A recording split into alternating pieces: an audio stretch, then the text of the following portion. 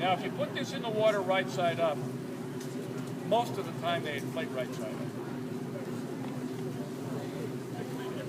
Okay, give me the yank. Snap. Playing on the line. You see the plan that this is the string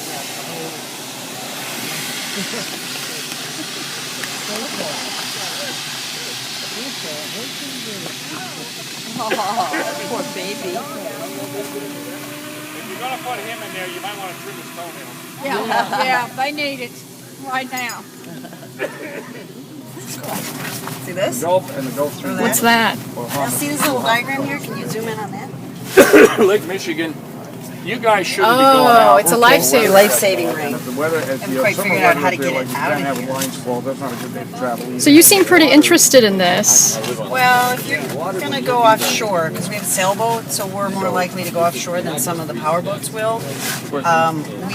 We do have a raft, and we do have a ditch bag. But I learned a lot in this class about what we didn't have in the ditch bag that I'd probably like to If you come up my add way, now that I've seen his presentation. And, of course, it's pretty expensive to blow one up just for the fun of knowing what it feels like to be inside one. So this is a great experience to be able to check out what it would feel like to be inside one without having to go through the expense of having to have it repacked. Yeah. And put it So back now that together. you're in one, what do you think? Cozy. I don't know if I'd like to spend a whole lot of time in here, but I'm sure would be happy to have something like this. As opposed to not having anything at all. I'd much rather have something like this. But it brings up a lot of questions about where your ditch bag is, where the raft is in relationship to the ditch bag.